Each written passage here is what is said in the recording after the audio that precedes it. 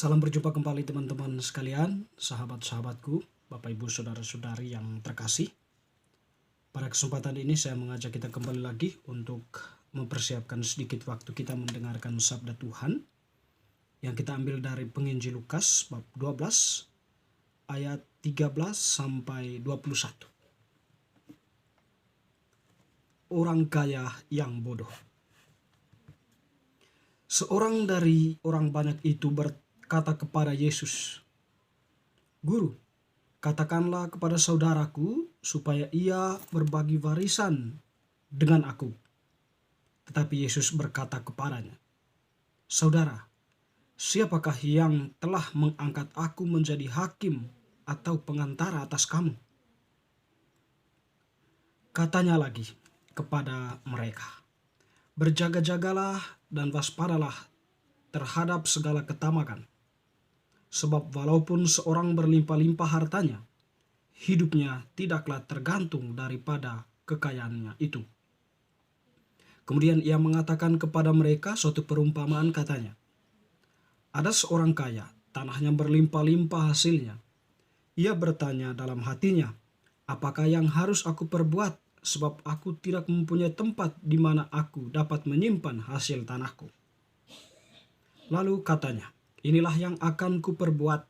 Aku akan merombak lumbung-lumbungku, dan aku akan mendirikan yang lebih besar, dan aku akan menyimpan di dalamnya segala gandum dan barang-barangku.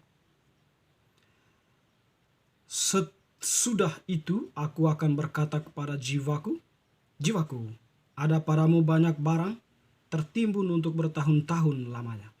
Beristirahatlah, makanlah, minumlah, dan bersenang-senanglah.'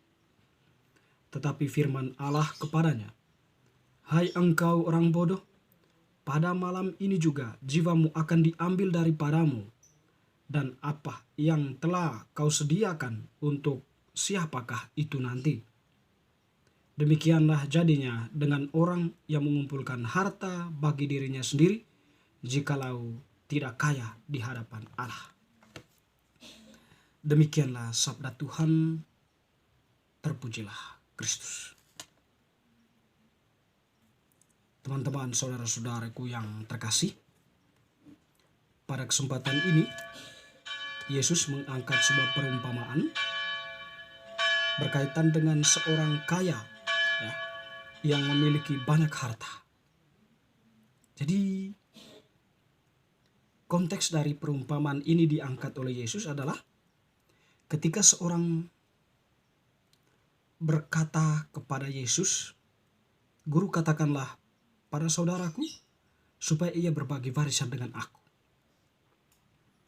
Jadi sepintas lalu kita memahami bahwa orang ini lebih persoalan orang ini adalah persoalan harta dunia ini, kekayaan dunia ini. Jadi itu, "Guru, katakanlah kepada saudaraku supaya ia berbagi warisan dengan aku." Jadi warisan ini bisa saja berkaitan dengan tanah, bisa saja berkaitan dengan harta benda, uang, dan sebagainya. Dan dalam membagikan itu, ya tentu yang dikedepankan atau yang dinilai oleh manusia itu adalah sesuatu yang bernilai atau harta yang bernilai, kekayaan yang memiliki nilai. Tapi yang menarik, Yesus tidak memberikan jawaban ya atas orang itu, tetapi Yesus berusaha untuk menarik pemikiran dia ke dalam sebuah konsep Allah, ya, berkaitan dengan kekayaan itu sendiri. Ya. Jadi kekayaan itu, intinya adalah kekayaan itu bukan untuk ditumpuk, bukan untuk ditampung, tetapi digunakan sedemikian rupa melalui tindakan-tindakan produktif yang kemudian nantinya bisa untuk diri sendiri, tetapi juga berbagi kepada yang lain. Jadi itu makna harta kekayaan yang sesungguhnya yang dikehendaki oleh Allah. Di sini Tuhan Yesus untuk sampai pada pemahaman ini menarik pemikiran orang itu dan juga orang banyak yang mendengar itu ke dalam sebuah perumpamaan. Tetapi sebelum dia mengatakan perumpamaan itu, mereka mengingatkan atau Yesus mengingatkan para pendengar, "Berjaga-jagalah dan waspadalah terhadap segala ketamakan. Sebab walaupun seorang berlimpah-limpah hartanya, hidupnya tidaklah tergantung daripada kekayaan itu. Ya, artinya waspadalah terhadap ketamakan. Ketamakan itu akan membuat kita jatuh dalam semangat konsumerisme, hedonisme, mengumpulkan harta dan menutup diri terhadap keadaan sosial di sekitar kita. Tidak mau membagi, tidak mau berbagi kepada mereka yang membutuhkan. Jadi Yesus mengangkat perumpamaan ini hendak menegurkan atau hendak menegur orang-orang yang lebih memfokuskan harta ya, daripada keberadaan kemanusiaan. Jadi perumpamaan itu dikatakan bahwa ada seorang yang kaya. Dia memiliki banyak harta, hasil panen yang berlimpah-limpah. Atau seorang kaya tanahnya berlimpah-limpah hasilnya. Ia bertanya kepada jiwanya, jiwaku beristirahatlah karena ada padamu begitu banyak harta atau barang-barangku. Tentu di sini ya, orang ini sebagai manusia ya, yang tidak mempunyai otoritas, tidak mempunyai kemampuan, kapan dirinya itu diambil, mengenal dirinya itu, jiwanya itu diambil daripadanya, berpikir dalam posisi dia sebagai manusia yang tamak.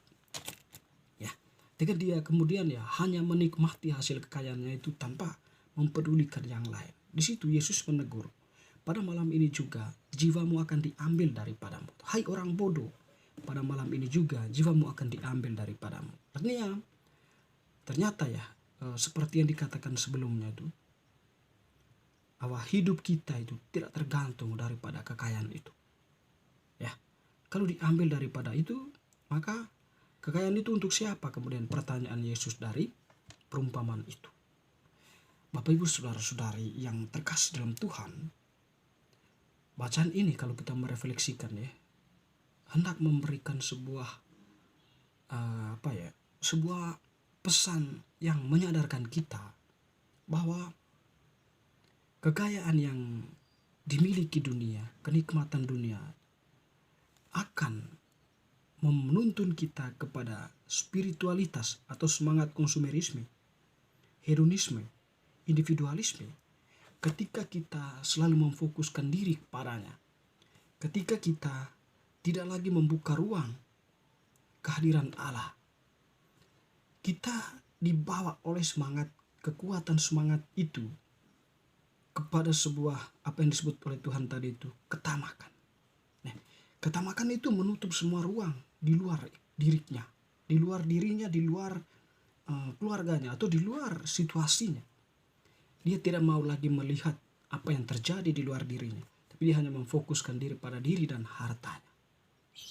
Itulah semangat ini kalau kita berjatuh atau berada dalam ketamakan, hedonisme, konsumerisme, individualisme akan menyusul. Jadi Tuhan tidak menghendaki itu sebenarnya dari bacanya, pesannya. Tuhan tidak menghendaki itu. Tuhan menghendaki manusia itu tidak dilarang untuk memiliki harta, untuk menjadi kaya. Tetapi kekayaan itu diharapkan oleh Tuhan tidak menjebaknya jatuh dalam ketamakan, yang kemudian memposisikan dirinya sebagai pribadi yang sombong, pribadi yang menutup diri terhadap yang lain. Tetapi Tuhan menghendaki harta itu kemudian dipergunakan sedemikian rupa untuk hidup, baik hidup sendiri maupun untuk membantu yang lain yang membutuhkan. Itu sekiranya nilai dari kekayaan itu menjadi penting. Nilai kekayaan itu, harta itu menjadi sesuatu yang berguna, berbuah. Di sini tentunya orang itu kalau bertindak demikian sudah mempraktekkan atau mewujud nyatakan hukum yang diajarkan oleh Tuhan sendiri, yaitu kasih. Tuhan menentang berbagai bentuk hukum, pola pikir, konsep-konsep manusia yang menginjak-injak kemanusiaan dan mengangkat nilai hidup, mengangkat kemanusiaan itu setinggi mungkin, yang pada akhirnya Tuhan membelanya mati-matian. Di sini tentu saja kita bisa melihat bagaimana Tuhan sendiri menghargai hidup itu. Apalagi kita sebagai sesama manusia. Semoga bacaan hari ini meneguhkan iman kita untuk berbagi, untuk mencintai sesama apa adanya.